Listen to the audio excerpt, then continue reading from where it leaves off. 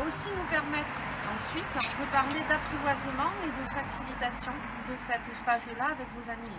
Si vous leur offrez un environnement adapté avec suffisamment d'enrichissement, qu'ils ne soient pas confinés à juste une toute petite cage dans laquelle ils n'ont pas la place de bouger et de vraiment être en sécurité et être bien dans leurs plumes, vous aurez des difficultés à leur proposer des interactions et à leur proposer un apprivoisement possible parce qu'ils auront déjà un problème d'insécurité.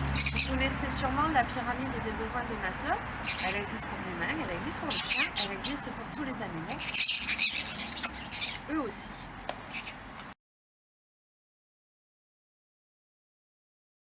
Alors, qu'est-ce que l'enrichissement? C'est le fait d'apporter de la nouveauté dans l'environnement de l'oiseau, de lui apporter des activités, des stimulations, de façon à ce qu'il soit épanoui. Épanoui? Alors vous allez me dire quel enrichissement est-ce qu'on peut leur apporter?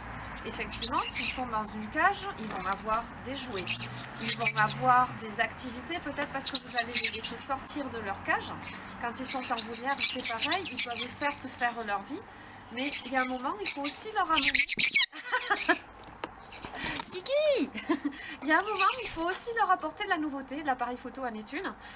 Ce sont des animaux qui sont curieux de nature et ils ont besoin...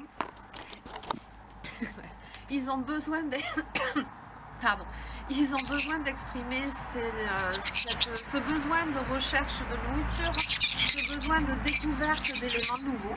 Et donc ça va passer par des jeux de stimulation autour de la nourriture, comme on ferait autour du flair pour le chien par exemple. Ça te tente? Est-ce que tu voudrais une cacahuète? Oh, qu'est-ce que c'est? Qu'est-ce que c'est que ça? Oh, c'est quoi?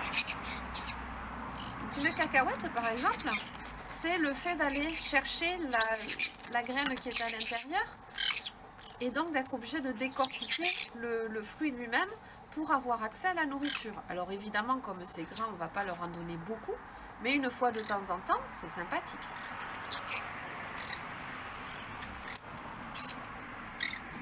Ah ouais, il faut réfléchir, il faut se servir du bec, il faut se servir de la patte. Et ouais, c'est rigolo. Tu fais le décapsuleur? Le temps qui passe à trouver la solution pour avoir accès à la récompense, c'est malin. C'est autant qu'il ne passe pas à faire d'autres bêtises. T'en veux une? J'en ai d'autres dans l'autre main. Ah! Pardon, il t'est échappé 2 oiseaux, 2 friandises. Ça évite les bagarres et la concurrence. Donc si vous avez plusieurs oiseaux, mettez encore plus de points d'enrichissement que vous n'avez d'oiseaux pour éviter la compétition et donc les bagarres. Et oui, t'en veux 3 minutes? On y va? On en propose d'autres des trucs? Allez, on en propose d'autres. Voici un autre style d'enrichissement. Plutôt que de leur donner des graines dans leur gamelle, je leur ai proposé un gâteau à base de légumes et de graines. Donc c'est une autre façon de venir chercher sa nourriture. On en a une autre ici, alors qui est déjà entamée, hein, c'était une poire et une banane.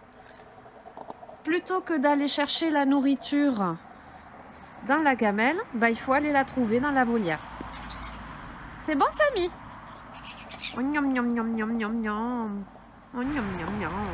Alors un autre enrichissement tout simple, celui-là. Alors désolé pour la luminosité, on est un peu à contre-jour dans la volière.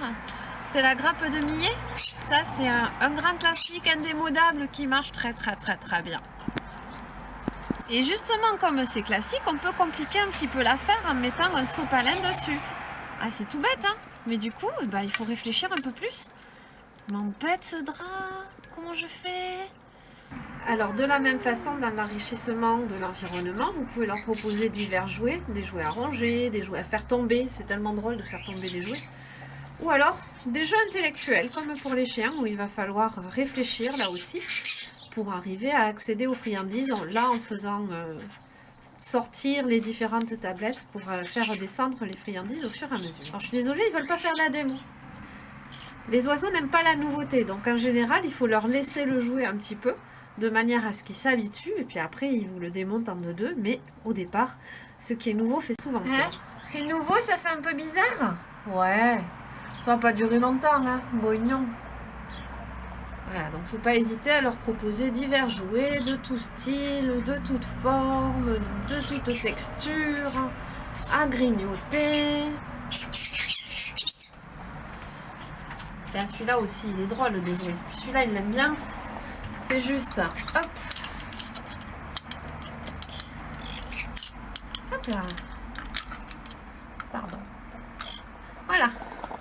Donc là, c'est juste le petit chapeau à soulever pour pouvoir accéder à la récompense. Y aurait-il une démo? Non, vous voulez pas nous montrer? Non, pas de démo. Pas aujourd'hui. Pas maintenant. C'est l'effet démo. On a besoin d'eux, ils sont pas là. Vous n'êtes pas drôle. Vous n'êtes pas drôle. Hein? Vous n'êtes pas drôle. Ah, Cookie, t'as envie? T'as envie, Cookie? Ouais, va nous montrer, va. Allez, comment tu fais? Comment tu fais? Oui. Comment on fait, mon Cookie? Ah ouais. Bon, ça, c'est trop facile. Cookie, il a eu compris. Voilà. Vous voyez aussi que j'ai recyclé des rouleaux de papier toilette. J'avais bouché entrée et sortie avec du sopalin ou un papier. Et à l'intérieur, on met une petite friandise. Donc, faut pas hésiter, hein, on peut jouer avec plein de jouets à pas cher. Coucou Cookie! Ah ouais! Laissez marcher votre imagination en pensant malgré tout à la sécurité de vos animaux. Coucou Cookie! Des bisous mon cœur! Oui! C'est chouette, hein? Ah oui, c'est trop chouette. Ce que je vous propose, c'est d'aborder le côté relationnel à l'oiseau dans une prochaine vidéo. Et si d'ici là vous avez des questions, je vous invite à les poser sur la page de la Team Cat Dog. À bientôt!